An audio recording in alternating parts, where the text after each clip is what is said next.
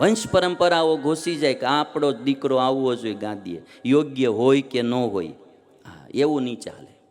ધર્મની ગાદી ઉપર માણસના રગ રગમાં ધર્મ ભર્યો હોય ને એવો માણસ ધર્મની ગાદી ઉપર આવવો જોઈએ.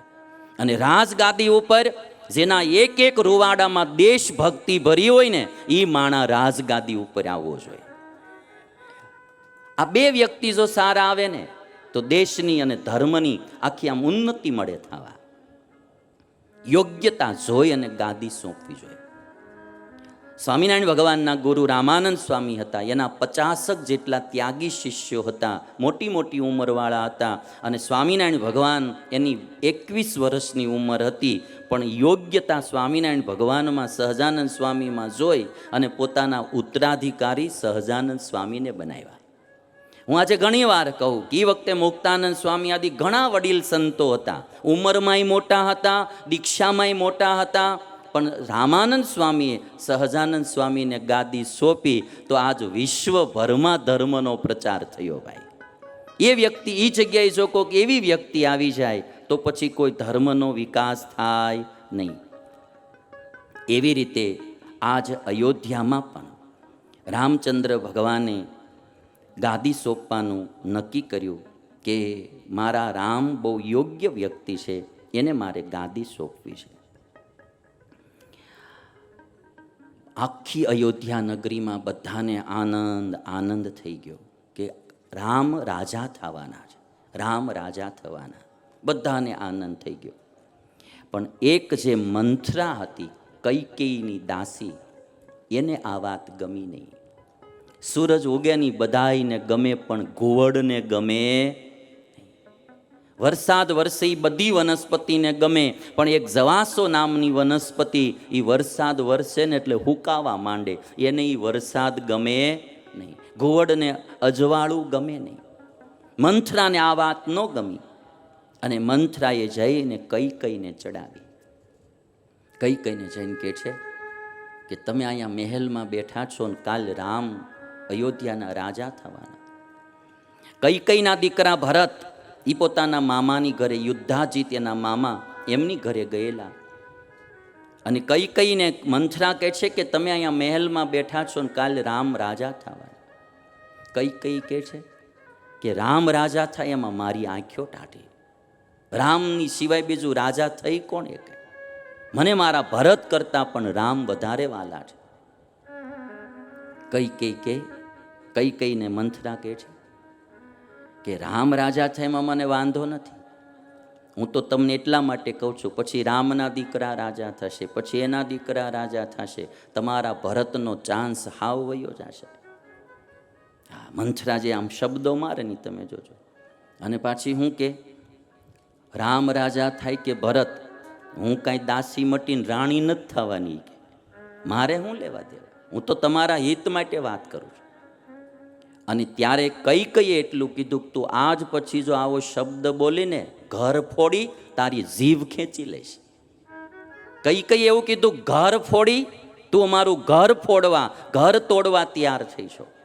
મારે સમાજની એક વાત એ કેવી છે, ઘર ફોડા માણસોથી સાવધાન દેજો. ભાઈ ભાઈમાં ફૂટ પડાવે, સાસુ વહુમાં ફૂટ પડાવે, દેરાણી જેઠાણીમાં ફૂટ પડાવે, એવા માણસની વાત ન સાંભળવી. કાંઈ પણ પ્રશ્ન હોય તો રૂબરૂ સોલ્યુશન કરી લઉં, હામે હામું બેસીને. પણ કોકની વાતમાં આવી ઘર આપણું પરિવાર તૂટે એવું કામ ન થવા દેવું. કૈકેયી કહે છે ઘર ફોડી.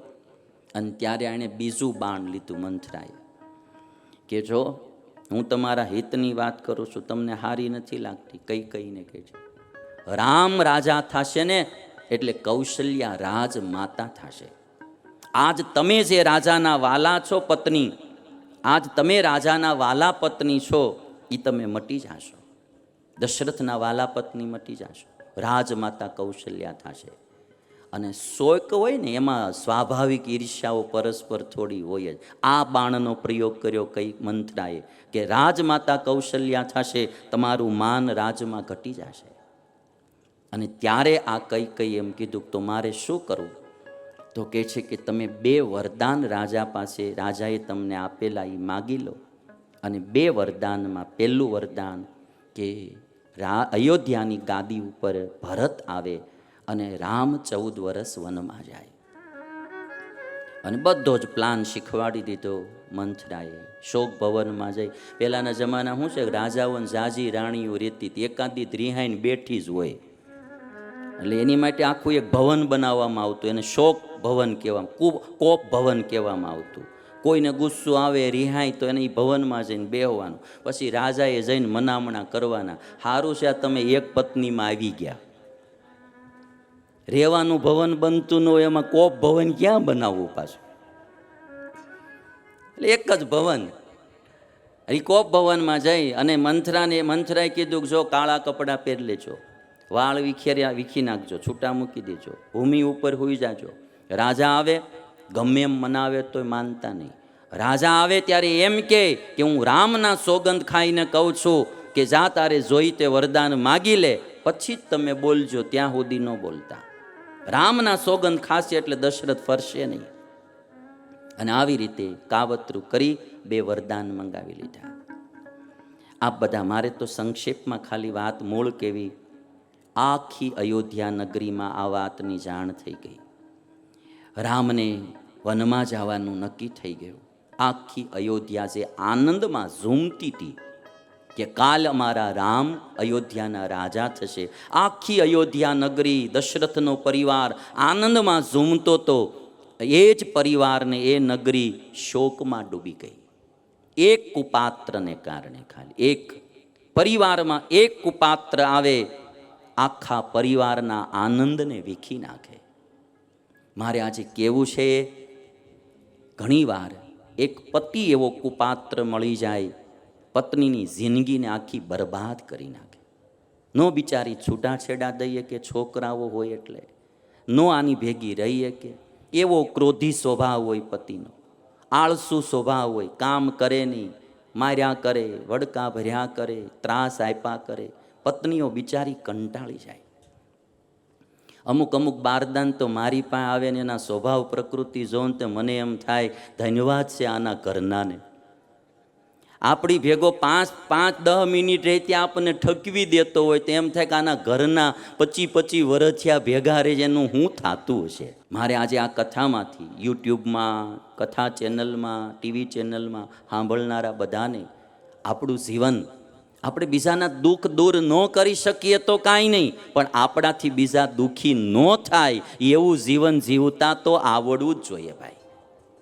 એવું જીવન જીવતા તો આવડવું જ જોઈએ. આપણાથી આપણા પરિવારજનો દુઃખી થયા કરે, પતિઓ ધાક ધમકી માર્યા કરે, કામ કરે નહીં,